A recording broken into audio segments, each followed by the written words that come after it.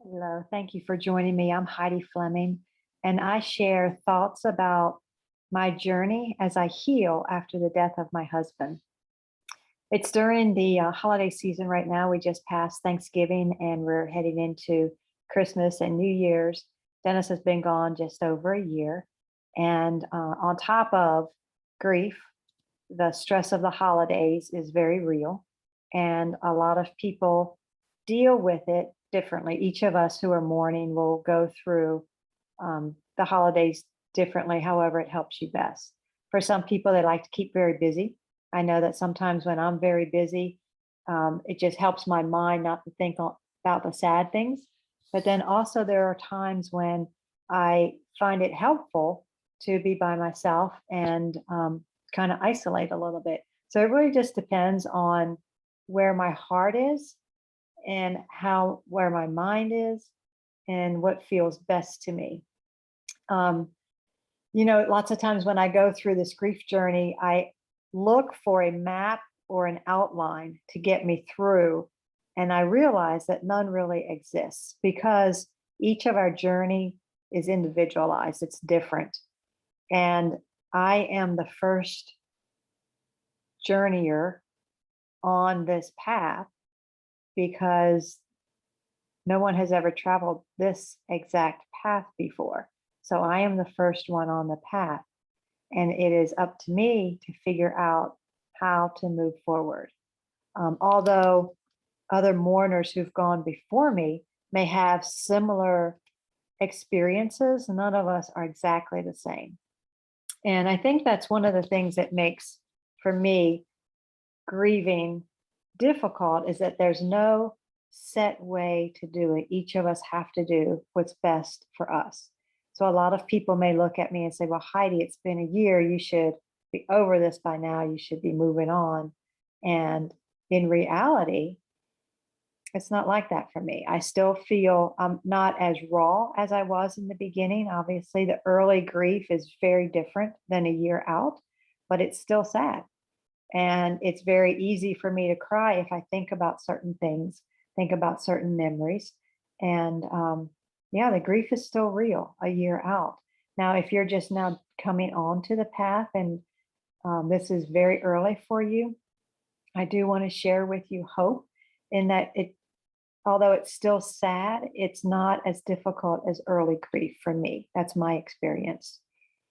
Um, I shared with one of my friends, he actually texted me a very interesting response. I want to share that with you. But I asked him the question, I said, why is it that during the holidays, some people might choose to be by themselves? And his response was interesting. He goes, most likely, you have to walk through most holidays with him not there to bring some internal healing closure. Most well intentioned people fear the alone times without the loved one. It hurts the most. However, though it indeed hurts, there is a real sense of the closeness of the spirit and fond memories of the two of you that also possesses closure and a measurable healing. And I thought that was really thought provoking as to why someone would choose to be by themselves, like as an example, through a holiday season.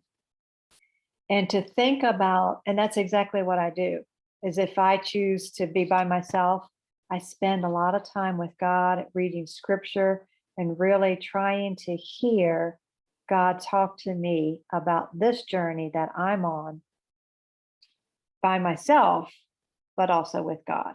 And that's exactly how I get through it, is that I do lean a lot on God to help me through. As we do go through grief, there are no orderly, predictable stages to the grief. There's no clear beginning and there's no clear ending with grief. Some people may be going through prolonged illnesses, and the grief actually may start even before the actual death. and others it may start after the death. So it's always different as to the beginning, the actual beginning of it. When did the grief actually start?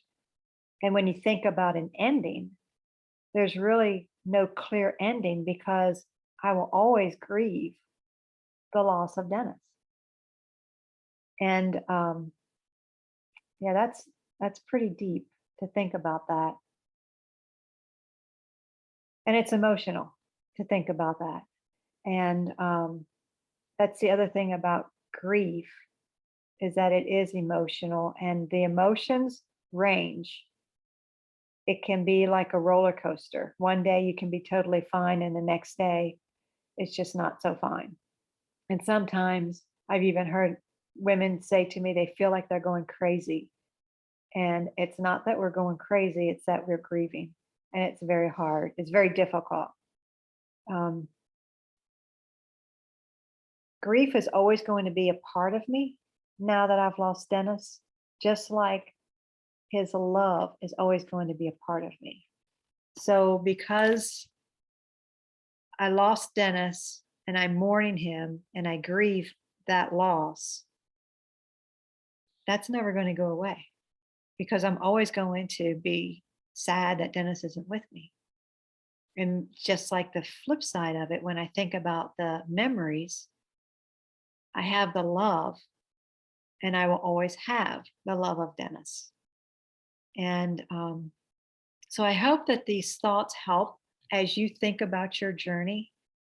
Just, I think if I share anything with you that I think would be most helpful, like if I'm talking to myself, it would be really be honest with your feelings and find a community where you can be honest about how you feel.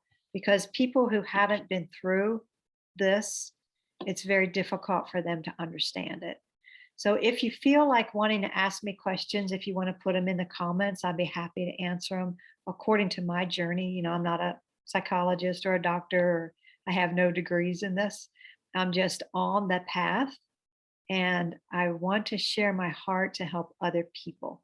So if you have a question and I can answer that, I'll be happy to do that.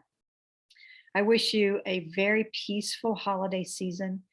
I hope that you are surrounded by a tribe that really loves you and listens to you.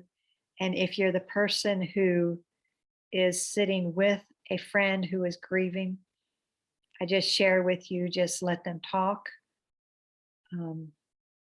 If they ask for advice, you can share your thoughts on that, but just generally just let them talk, and just be there to support them. And it also may be in silence, and that is okay. So until next time, I wish you peace and shalom.